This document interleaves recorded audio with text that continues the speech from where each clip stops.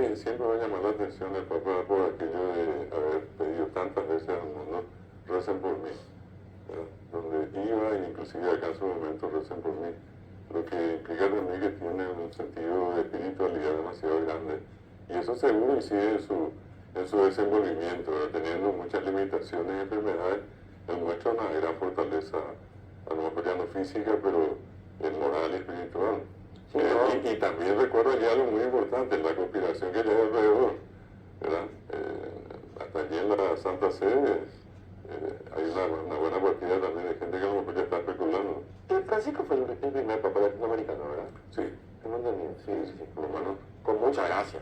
De lo más agraciado probablemente de todos. Una empatía tremenda con todo el mundo. Y aparte hizo cosas que normalmente por la alcurnia de algunos que ni siquiera se animaron alguna vez a hacer lo que él hizo, ir a la penitenciaría, Sí. a compartir con los presos, acá mismo en algún momento exponerse directamente a personas que estaban enfermas.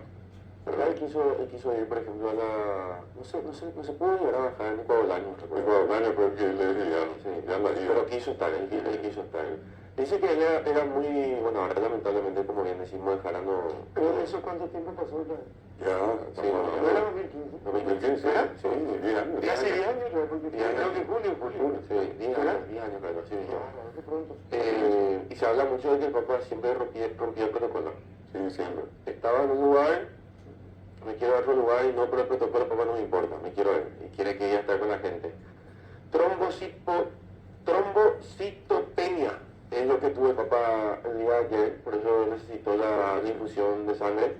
Es una afección en la que el organismo cuenta con pocas plaquetas, células sanguíneas que intervienen en la coagulación de la sangre. En general, los recuentos de plaquetas oscilan entre los 150.000 y 450.000 por microlitro de sangre. Según explicaron desde la clínica de Mayo, algunas afecciones pueden hacer que el organismo agote o destruya todas las plaquetas más rápido de las que las produce. Por ende, sufre consecuencias de caer sin plaquetas incluso, ¿verdad? Evidentemente, como mencionó Carlos, esto ya se debe también a la avanzada edad del Papa.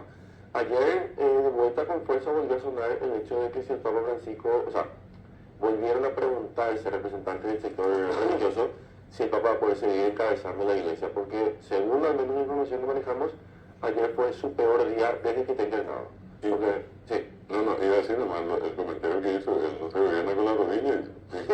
Por más enfermo que esté, él habla de que está en condiciones todavía, con toda la lucidez del caso, y es lo que para esto se requiere. Y decía nomás yo también por eso el tema de esa especulación, una especie de conspiración ya en su entorno.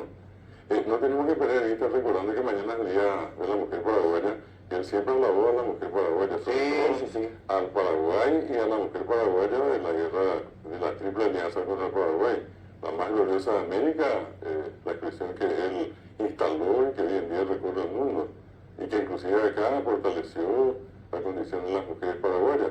Y lo otro que tampoco tenemos que perder de vista es que siempre tuvo un afecto especial al Paraguay. Yo creo que Francisco, el Papa, conoce pero la terrorífica historia que nos tocó vivir en la guerra contra la Triple Alianza, y sobre todas las cosas también ese gesto de aproximación, ya en su momento rezando acá al Padre Nuestro guaraní, ¿verdad? Es decir, siempre buscó, se acercó, compartió con la gente, más allá del trato físico próximo uno a otro, también la promoción en este caso de todo lo que tiene que ver con los valores, con la cultura de Paraguay. La más gloriosa, La más gloriosa de América.